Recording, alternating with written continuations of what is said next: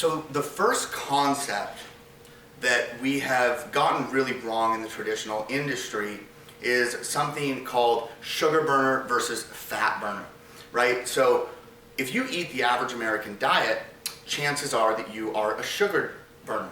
Even if you are on a bodybuilding regimen eating 5 to 6 small meals a day, you are most likely a sugar burner based on the diet you're eating.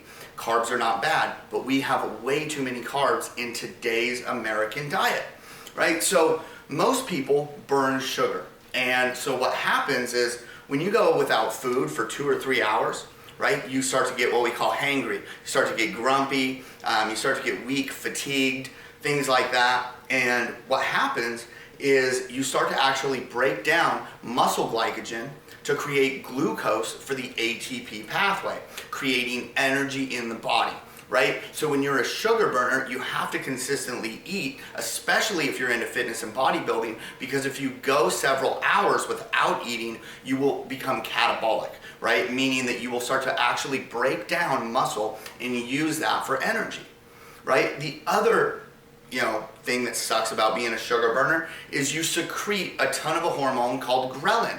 Ghrelin kind of does what it does. It makes your stomach growl, right? And when you're secreting this hormone over and over again, you tend to overeat, right? And so when you're a sugar burner, this happens to you and you start to secrete this hormone even when your body doesn't need caloric fuel and you overeat, right? Well, another benefit is, or another thing about the fuel mix is the fact is that each time we burn a gram of fuel in our body, just like when we burn a gallon of gas in a car, we emit pollution, oxidant damage, and we create free radicals in the body that effectively lead to aging.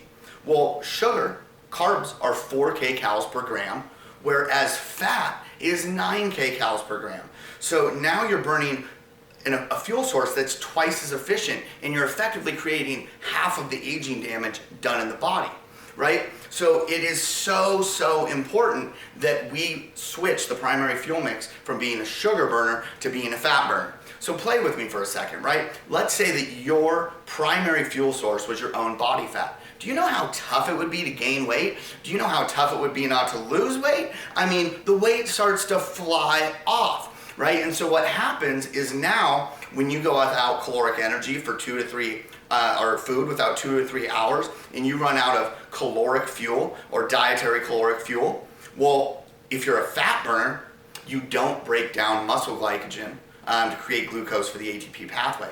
You actually start to dig into your adipose tissue and burn your own body fat for energy. So somebody that's lean like me still has 19.2 usable pounds of body fat for energy.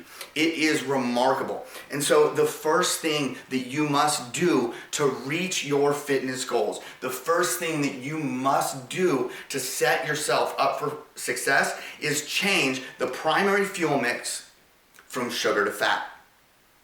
So we must change the primary fuel mix from sugar to fat. It is so freaking important. You actually can't even do concepts 2, 3, and 4 in my course or in my program without changing the primary fuel mix, because it actually changes up the biological makeup of the body. And what is remarkable is when you change the fuel mix, now you can get into things like intermittent fasting, where you're literally fasting for 16 to 18 hours, not getting catabolic at all, not breaking down muscle, and secreting a ton of human growth hormone, the FIT hormone, the anti-aging hormone, what keeps us young. The only thing difference between you and an 18-year-old is the hormone profile. So now we're burning fat, we're changing our hormones, and it is absolutely remarkable. And the cool thing is you're no longer secreting ghrelin. So you will eat when your body is actually hungry. You won't overeat and eat in times where you actually don't need the fuel. This is highly important. First thing you want to do is change the primary fuel mix from sugar to fat.